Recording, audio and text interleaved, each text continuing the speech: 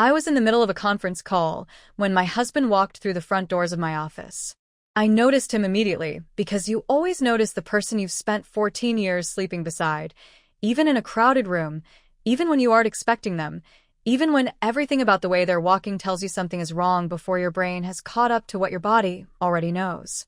He was wearing the blue shirt I'd ironed for him that same morning. I remember that detail with the specific clarity that only shock produces. The blue shirt, freshly ironed, by my own hands, at 6:45 that morning in the kitchen we'd shared for 11 years. He walked toward my desk without making eye contact, which should have told me everything. He placed a manila envelope on top of the quarterly report I'd been working on since 7 a.m. Then he straightened up, and for the first time since he'd walked through those doors, he looked at me. "You've been served," he said. Quietly, professionally, like a stranger. Behind him, standing near the glass partition of her corner office with her arms crossed and a smile I will never forget for the rest of my life, was my boss. And everything I thought I understood about my life rearranged itself in about 4 seconds. My name is Rachel Calloway. I am 39 years old, and I have worked at Meridian Financial Group in Chicago, Illinois for the last 7 years of my professional life. I started as a junior analyst fresh off a difficult career transition, took every unglamorous assignment nobody else wanted, worked through 2 rounds of company restructuring without flinching, and had arrived, through nothing but consistency and an almost embarrassing willingness to outwork everyone around me, at the position of senior portfolio manager. I was good at my job in the specific way that people are good at things they do partly out of genuine ability and partly out of a deep need to have at least one area of their life where the rules are clear and the effort is visible and the results make sense. My marriage had not always been that kind of place. My career had. Or at least I had believed that, completely and without question, until the morning my husband walked through the front doors of the place I had built myself and turned it into the location of the worst moment of my life. Let me tell you about Marcus before I tell you what he did, because people do not arrive at the moment of serving their wife divorce papers at her workplace surrounded by her colleagues without a road of smaller decisions preceding it. Marcus Calloway is 42 years old, a commercial real estate broker who has spent most of our marriage in the particular emotional weather of a man who is never quite as successful as he needs to be and has never fully decided whether that is his fault or the world's. He is not a bad person. I want to say that clearly and mean it because this story is not about a villain.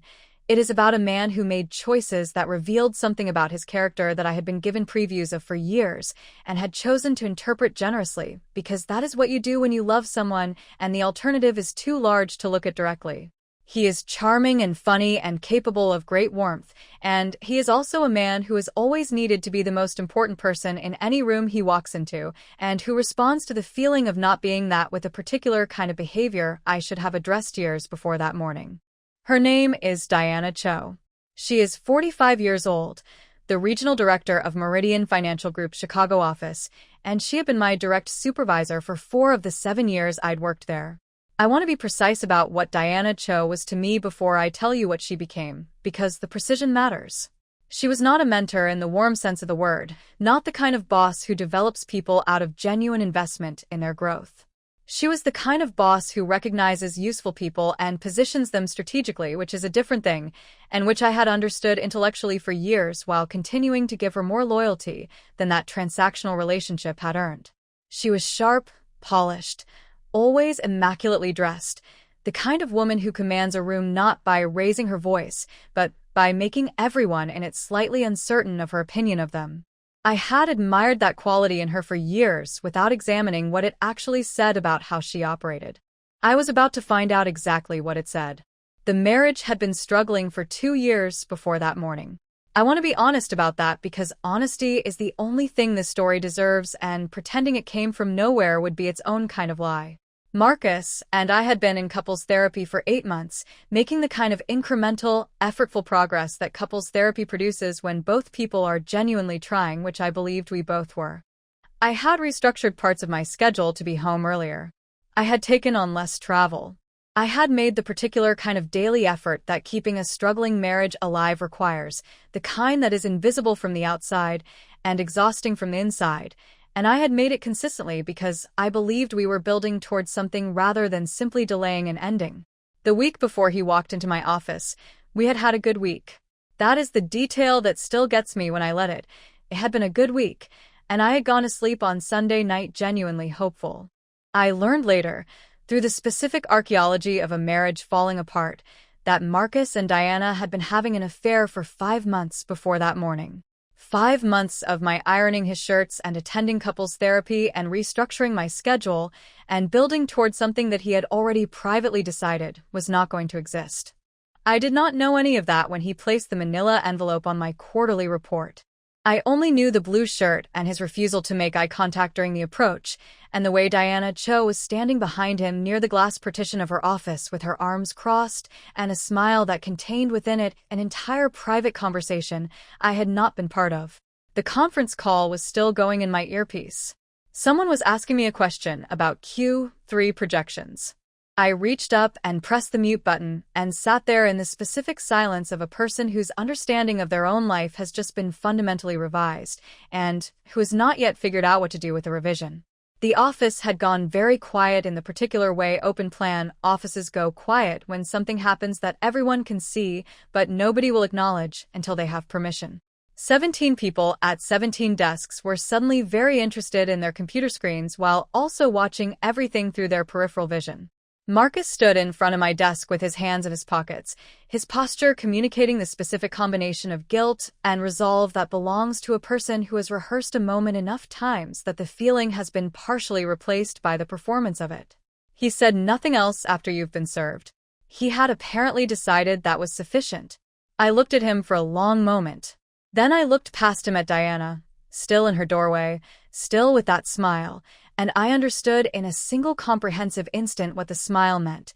She was not simply observing a moment between a husband and wife. She was present at it. She was part of it.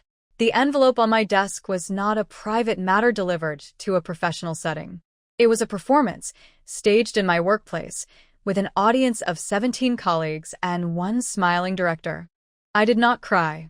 I want you to understand that. Not because it makes me seem stronger than I was, but because I think it confuses people who hear the story and expect a different response to a moment that large. I did not cry because something happened in those first 4 seconds that I have tried to describe accurately to several people since and have never fully managed. The pain was there, enormous and immediate, but underneath it, and somehow faster than it was a clarity I had never experienced before.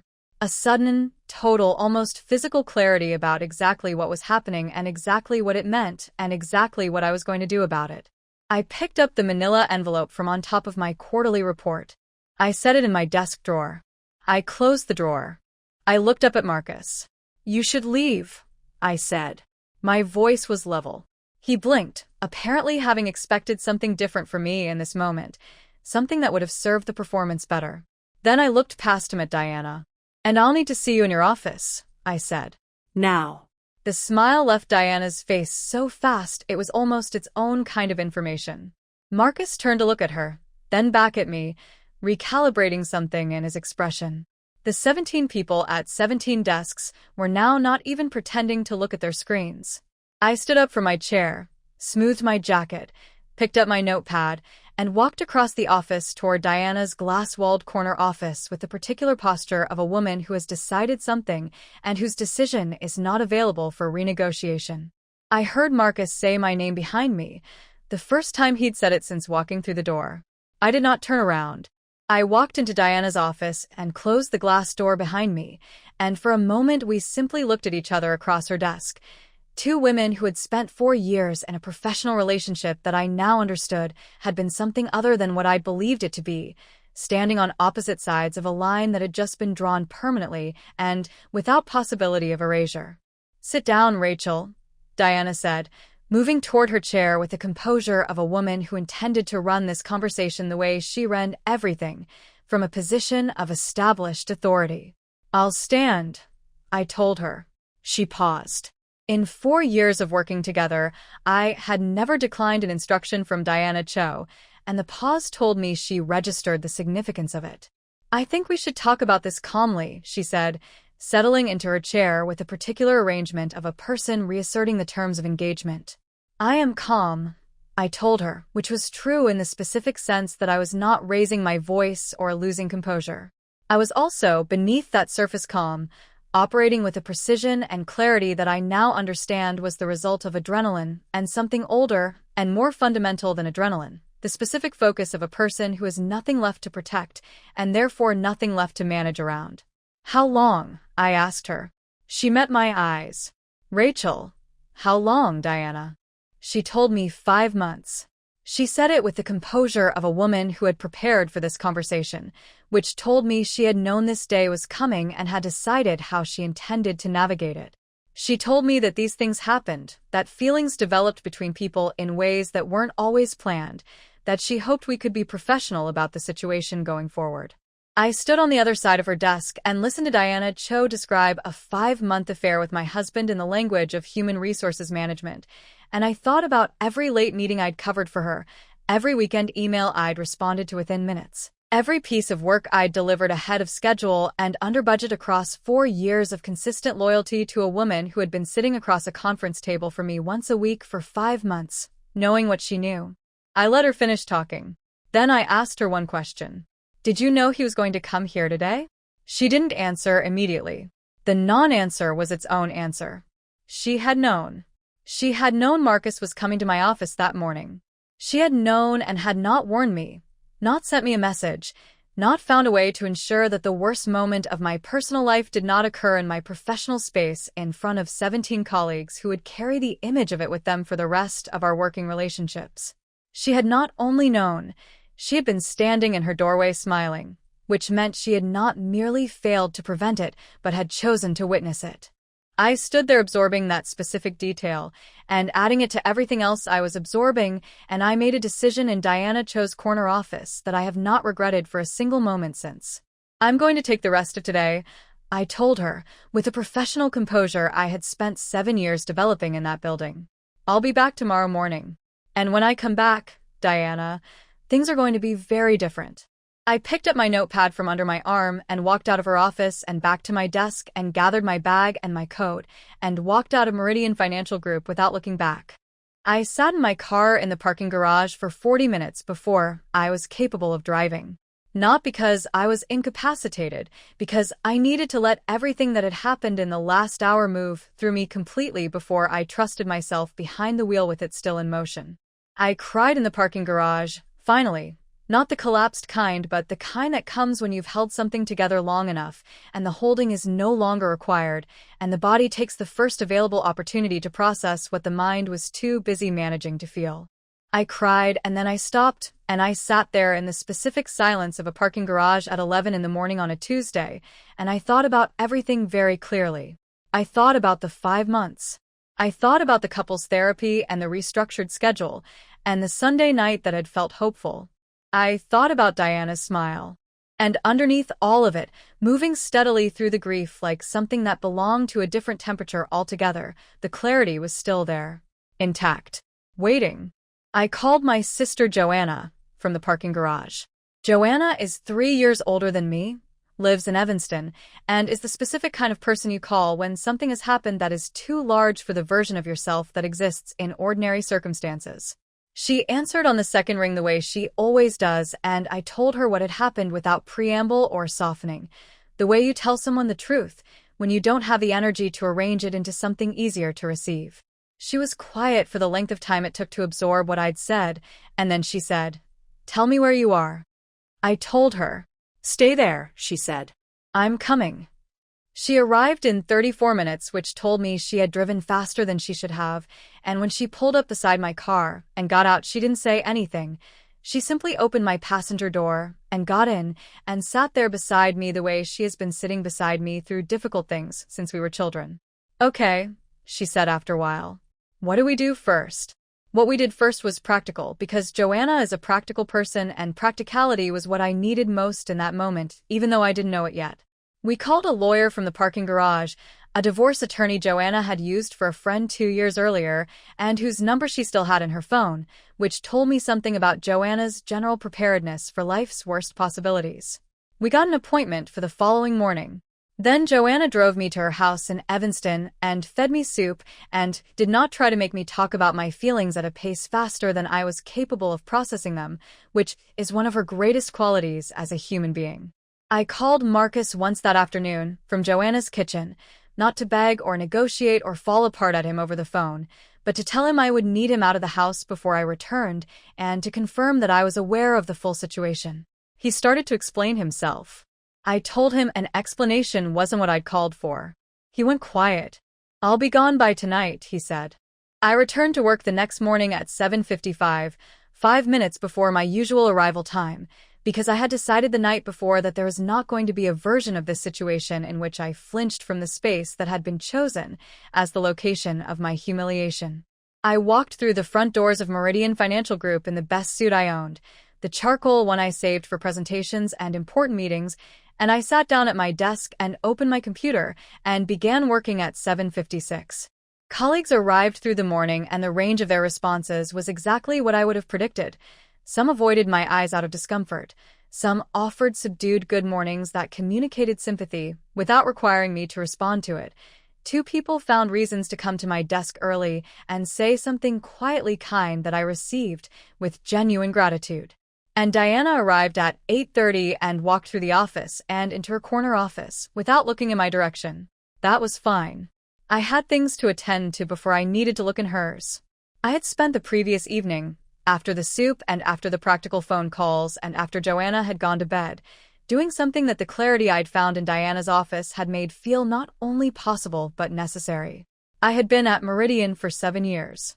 I knew the company's internal processes, its compliance requirements, its HR documentation standards, its professional conduct policies, in the specific granular way that someone knows an institution they have operated loyally within for 7 years, while paying close attention to how it actually functions rather than how it presents itself.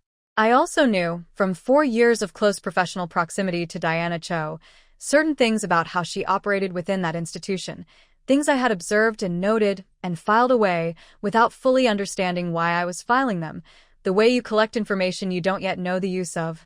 Sitting in Joanna's spare bedroom the night before, I began to understand the use of it.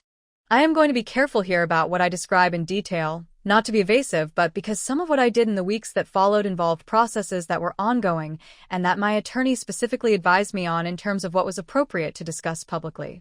What I will tell you is this. Diana Cho had used her position as regional director to facilitate certain aspects of her personal life in ways that intersected with professional decisions she was authorized to make, and those intersections, carefully documented and presented through the appropriate internal channels, constituted the kind of conduct that Meridian Financial Group's compliance framework was specifically designed to address. I had not manufactured this information. I had not exaggerated it or arranged it into something it was not. I had simply organized what I already knew into the format that institutional accountability requires and submitted it to the people responsible for receiving it. The process that followed took 11 weeks. During those 11 weeks, I continued to come to work every morning at 7:55 in good suits and do my job with the consistency and quality that 7 years of professional development had made second nature to me. Diana continued to run the Chicago office with the composed authority she had always projected, and from the outside, nothing appeared to have changed between us. But things were moving beneath the surface of that professional normalcy, carefully through the appropriate channels, with the documentation and the legal counsel and the institutional process that such things require, and I was the only person in that building who knew the full shape of what was moving and where it was heading. I want to be clear about something important here. I did not do what I did out of revenge. I have examined my motivations honestly across the months since it happened, in therapy and in the quiet of my own conscience, and what I consistently find at the center of my decision is not revenge, but accountability. There is a meaningful difference between those two things, and I believe in that difference even when it's inconvenient to maintain it. Marcus moved out of our home the night of the Tuesday it happened as agreed.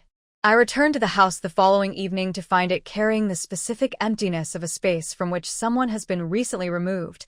Not the peaceful emptiness of a place that has always been quiet, but the louder kind, the kind that has the shape of what was there before outlined in the space where it no longer is. I walked through every room slowly, not looking for anything specific, simply reacquainting myself with my own home in its new configuration. It was mine. I had contributed more to the mortgage across 14 years than Marcus had, a fact I knew clearly and had never considered the implications of until that evening. I sat in the kitchen for a long time with a glass of wine, and the kind of solitude that belongs to the first night of a different life, and I let the full weight of what had changed rest on me without managing it away, the way I'd been managing things away for too long. Joanna came over most evenings that first month, sometimes bringing food, sometimes simply arriving and sitting with me through the specific process of a person dismantling 14 years of shared life into the components that belonged to each party individually. The legal process had begun. Marcus had retained an attorney. The divorce, my attorney told me, would likely be straightforward given the circumstances and the asset documentation, but straightforward in legal terms and manageable in human terms are completely different measurements, and the human terms of it were neither quick nor painless. I grieved the marriage honestly, in the full complicated way that honest grief requires. Not only the loss of the specific man I'd been married to, but the loss of the future I'd been building toward, and the version of myself that had believed in it. That version of myself deserved to be grieved. I had worked hard inside that marriage, and the work was real even if the foundation had been less solid than I'd understood. 6 weeks after the Tuesday had happened, Marcus called me outside the legal process for the first time. I answered because my attorney had told me that direct communication about non-legal matters was not prohibited, and because I had decided early on that I was not going to manage this divorce from a position of bitterness if I could help it, not for Marcus's sake, but for mine. He called from a number I didn't recognize, which told me he'd expected me not to answer his actual number, which told me he understood more about what he'd done than his initial performance of composure in my office had suggested. "Rachel," he said, and the way he said my name this time was different from the Tuesday version. The rehearsed performance was gone, and what remained was something more recognizable, the actual voice of the actual man underneath the one who had stood in my office in the blue shirt I'd ironed. He told me he needed to talk to me. I told him we had attorneys for that. He said it wasn't about the legal matters.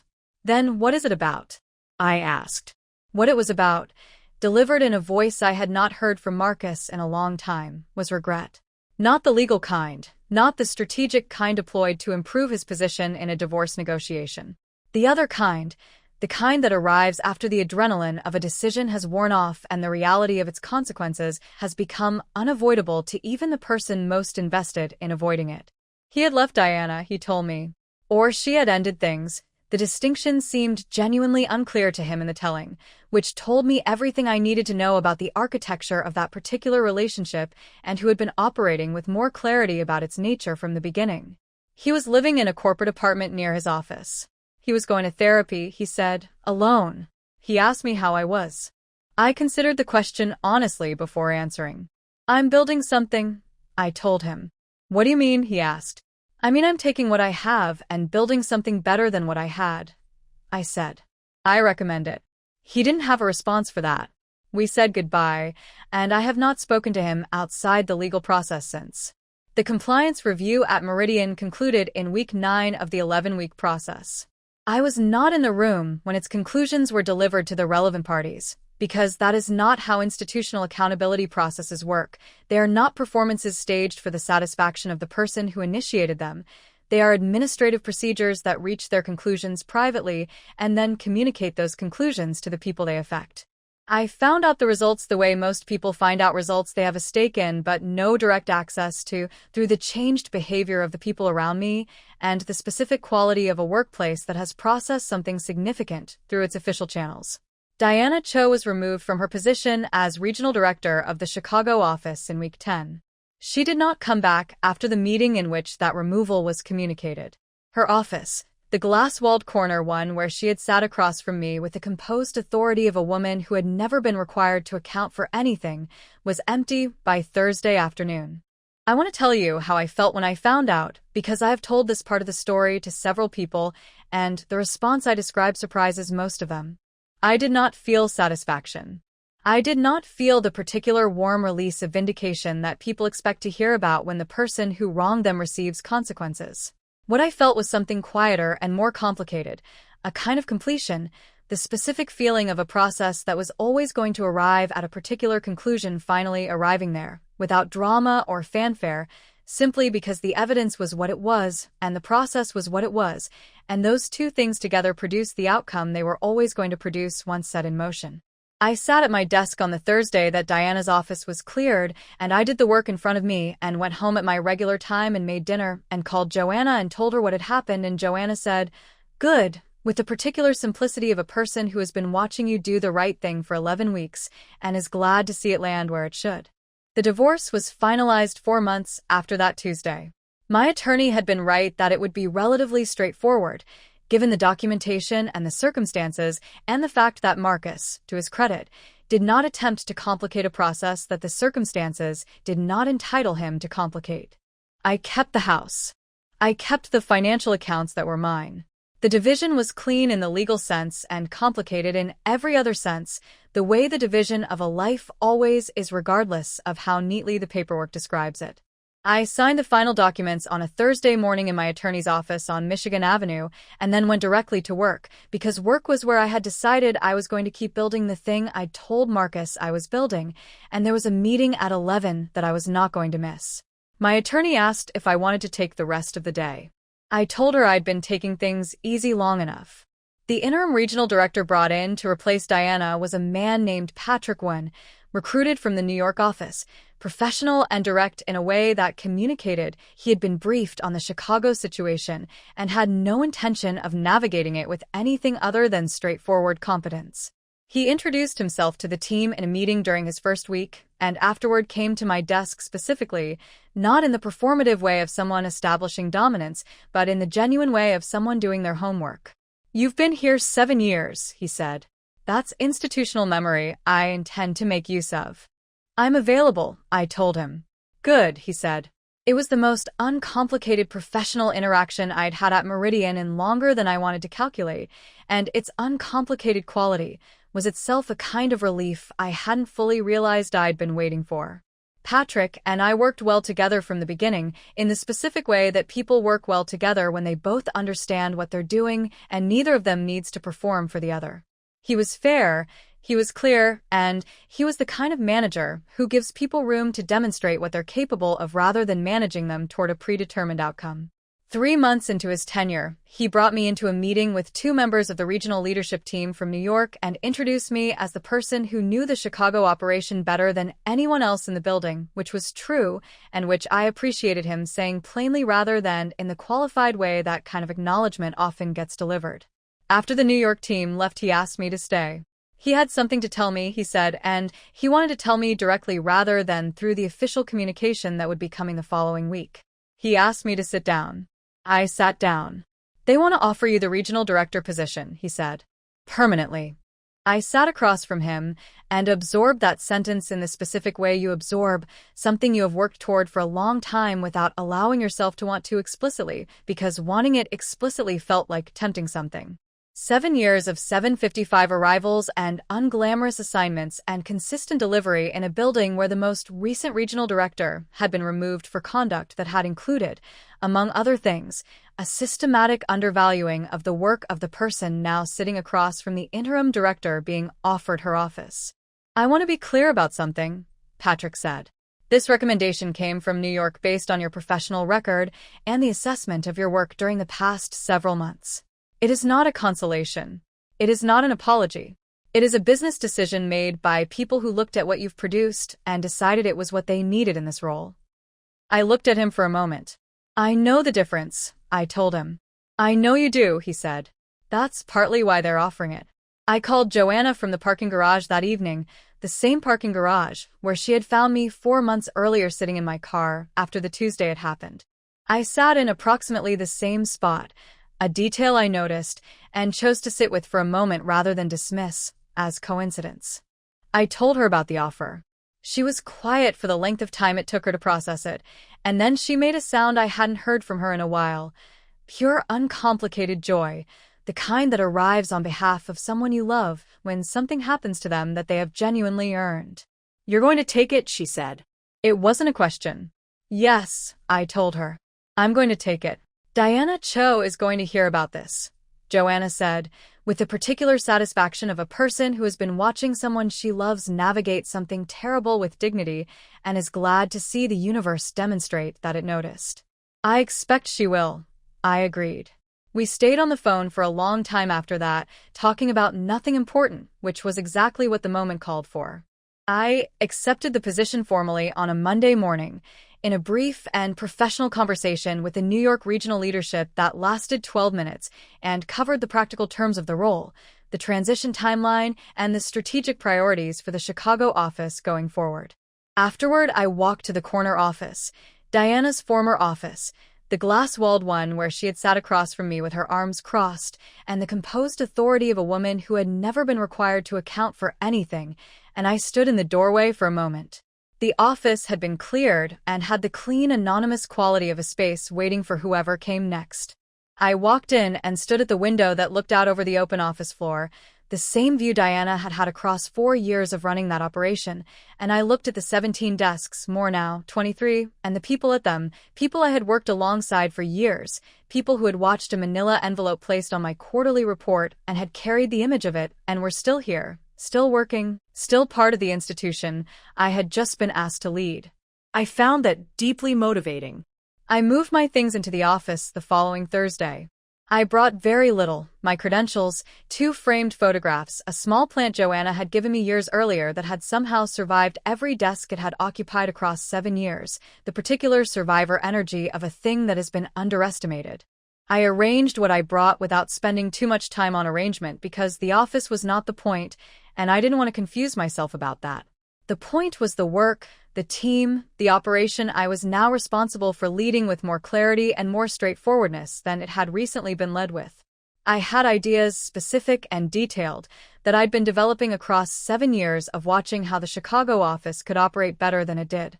Those ideas now had a vehicle, and that felt significant in a way that I allowed myself to feel fully rather than managing it into something more modest. I had earned the feeling. I was going to let myself have it. The first months in the role were demanding in the way that any new leadership position is demanding, with the additional complexity of stepping into a space that carried the residue of what had preceded it. Some members of the team were watching me carefully, calibrating, the way people calibrate any new leadership against the previous version, and against whatever they understood about the circumstances that produced the change. I addressed this directly in my first team meeting, which I know surprised some people, because the institutional impulse in situations like this is usually to act as though the immediate past didn't happen and move forward as briskly as possible. I told the team that I was aware of the difficulty of the past several months, that I was not going to pretend it hadn't occurred, and that what I was going to do instead was demonstrate, through consistent behavior, what kind of leader I intended to be, and let that speak for itself over time. Then I told them about the strategic priorities I'd identified, and we got to work. The calibration resolved faster than I expected. I started therapy in the 2nd month after the Tuesday it happened and have continued consistently since, because the events of that period were significant enough that navigating them without professional support would have been a choice made out of pride rather than sense, and I had run out of patience for choices made out of pride.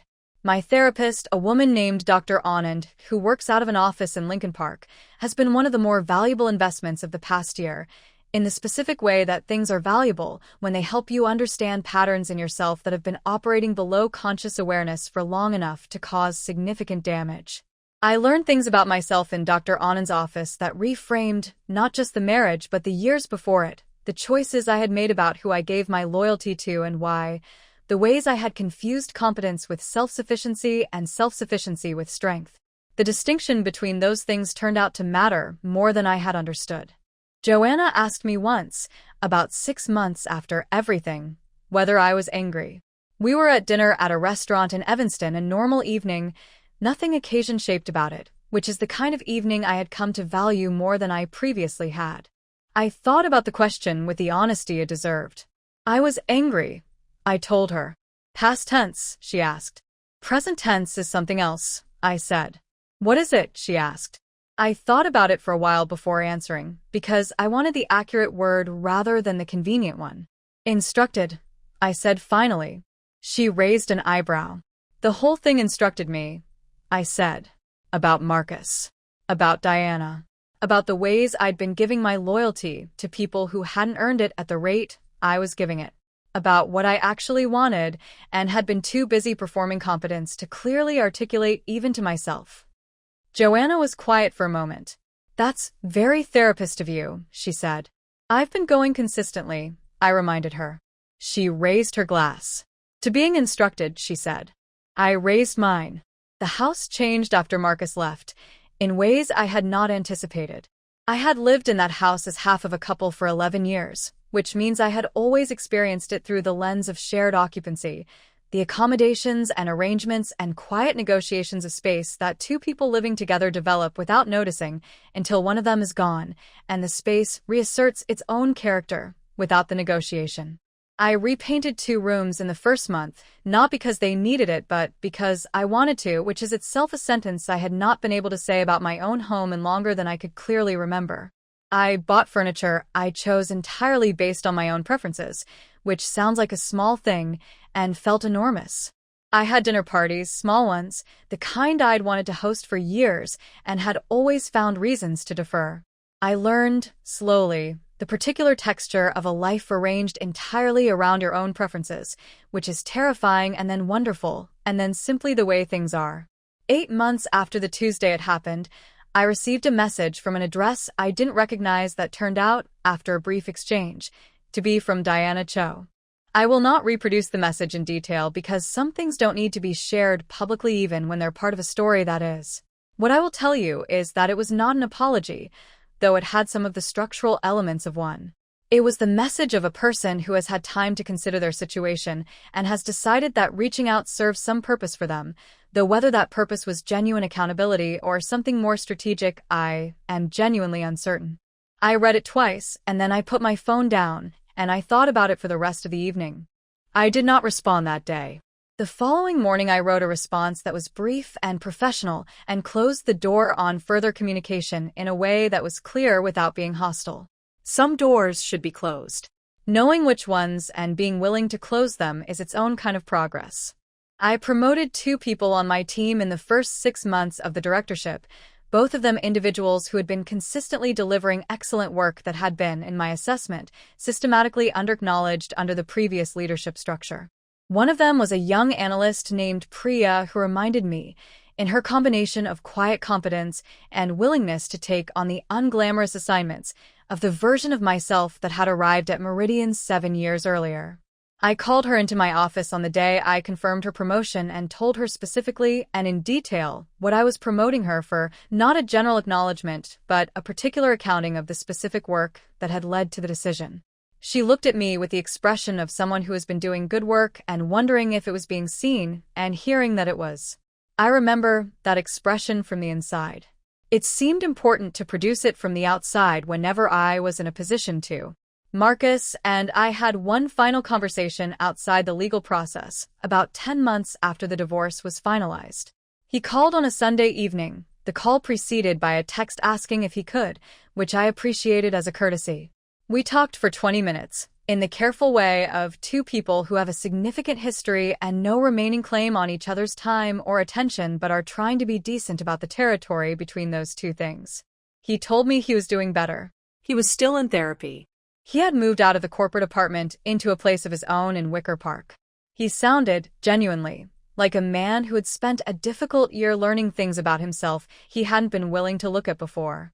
I told him I was glad to hear it, and I meant it, without reservation and without the complicated freight that would have attached to it a year earlier. He asked if I was happy. I thought about it. "I'm building something," I told him, the same thing I'd told him in the first call after everything. "It's going well." "Good," he said. And I believe he meant it. I want to talk about the colleagues who were at their desks on the Tuesday it happened, because they are part of the story in a way that I have not fully addressed. 23 people who witnessed the worst moment of my professional life and then had to continue working alongside me in the weeks and months that followed. The range of responses across that time was a lesson in human nature that I carry with me into every leadership decision I make now. Several people offered quiet, genuine kindness in the days immediately following, not dramatic expressions, not intrusive inquiries, simply small, consistent acts of professional solidarity that communicated clearly that they saw what had happened and where their loyalties lay. A smaller number maintained a careful neutrality that I respected even when it was uncomfortable. And a very small number aligned themselves with the previous structure in ways that became apparent over time and that I addressed through the legitimate tools of professional management rather than through any personal response. People show you who they are in moments of institutional crisis. I paid attention. The first anniversary of the Tuesday, it happened passed on an ordinary workday. I was in back-to-back meetings from 9 until 3 and had a performance review with a team member at 4 and a call with the New York leadership at 5, and it was not until I was driving home that evening that I realized what day it was. I sat at a red light on Michigan Avenue and let the recognition move through me, and then the light changed, and I drove home and made dinner and called Joanna and told her. "How does it feel?" she asked. I thought about the parking garage, the soup, the attorney's office, the 11 weeks, the Thursday Diana's office was cleared, the corner office I now occupied, the 2 promotions, the plan on my desk that had survived every surface it had ever sat on.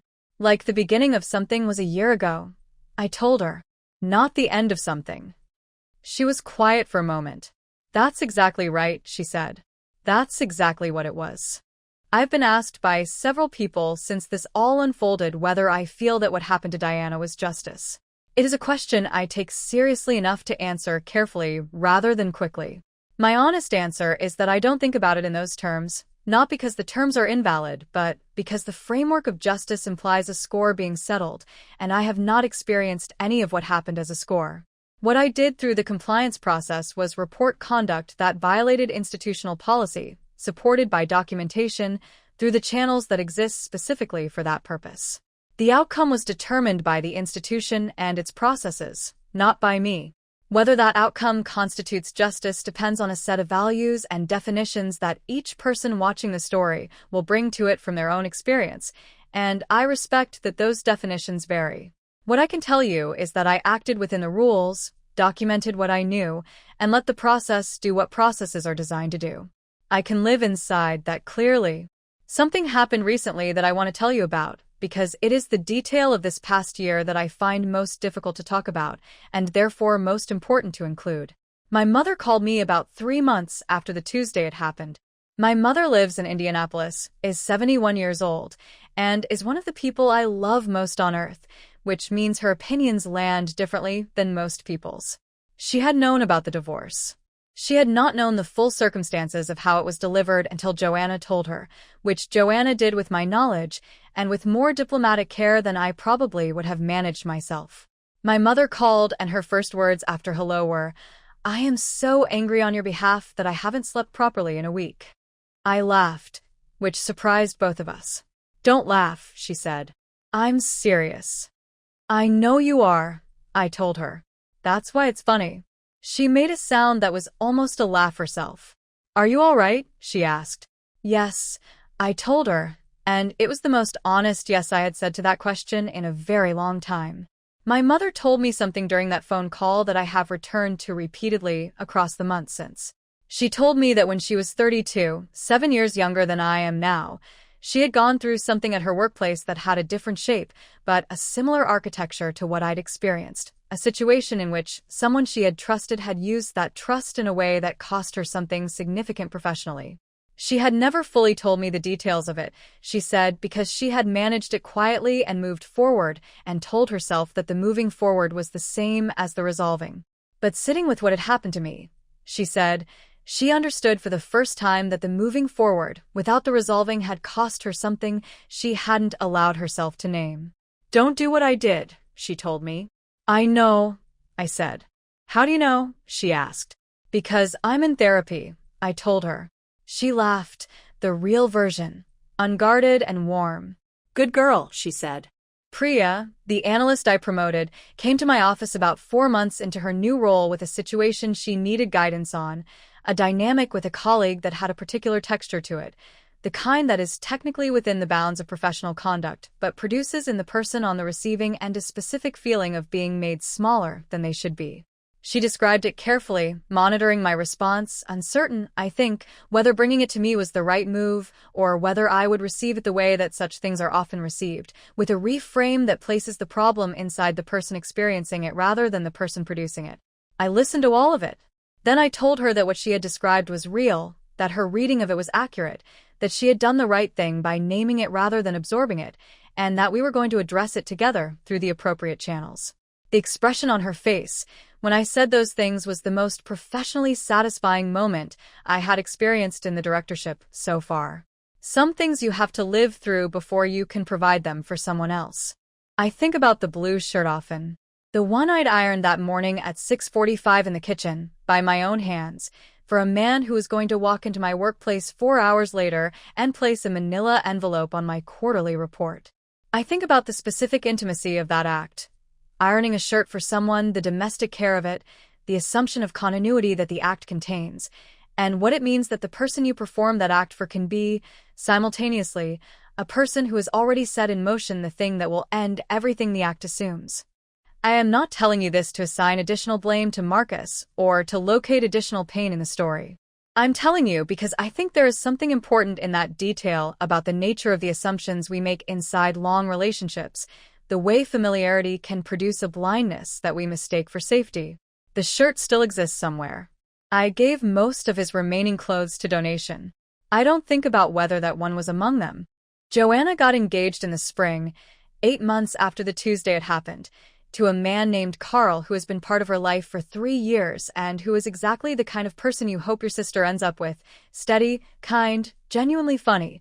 The type of person who makes the people around him more comfortable rather than performing for them. I was the first person she called after he proposed. I drove to Evanston that same evening and we sat in her kitchen, the same kitchen where she'd made me soup on the worst Tuesday of my life, and we drank champagne and talked until midnight. She asked me to be her maid of honor. I said yes immediately, without the complicated calculation that might have attached to that question a year earlier, when my own marriage had been in the specific kind of difficulty that makes other people's happiness complicated to hold alongside your own pain. The pain had moved. What was in its place had room in it for uncomplicated joy on my sister's behalf, and that felt like one of the most significant measurements of how far things had come. The Chicago office had its best quarter in 6 years in the 9 months after I took the directorship. I tell you this not to make this a story about professional triumph, because it was never only that, but because the number is real and the number matters as evidence of something specific, that what looks from the outside like a personal crisis, when it is navigated with clarity and consistency and the willingness to build rather than collapse, can produce results that nobody who only saw the crisis would have predicted. The team that delivered that quarter was the same team that had sat at 17 desks and watched a manila envelope placed on a quarterly report. They deserved to be led well. They responded to being led well by doing excellent work. That is how institutions function, when the people running them understand that the institution is made of the people inside it rather than despite them. I sat in my office recently, the corner one, glass-walled, the one that was Diana's and before that belonged to whoever came before Diana, the one that now has my credentials on the wall and Joanna's plant on the windowsill, and a view of 23 desks and the people at them, and I thought about the Tuesday it happened from the specific vantage point of everything that had come after it.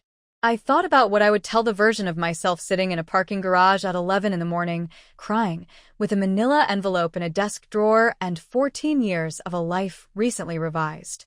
I would tell her that the clarity she found in Diana's office was real and was hers and should be trusted.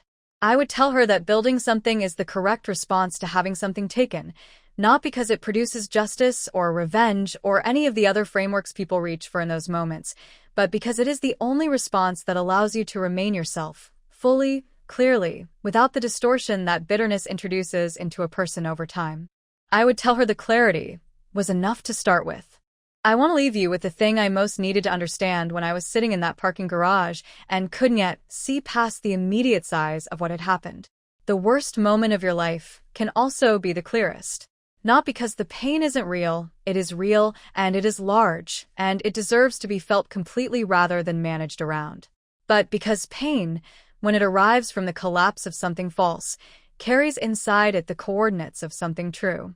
I did not know who I was, fully, and without the distortions of a struggling marriage and a misplaced professional loyalty, until the morning those things were removed all at once in the most public and humiliating way imaginable. I know now. The corner office, the directorship, the best quarter in 6 years, The plant on the windowsill, the dinner parties, the rooms I painted the colors I chose. None of it is the point. The point is the person who built it, who was there before the Tuesday it happened and is here now, and who finally, clearly, knows the difference. If this story reached you, share it with someone who needs to be reminded that what breaks open can also break through.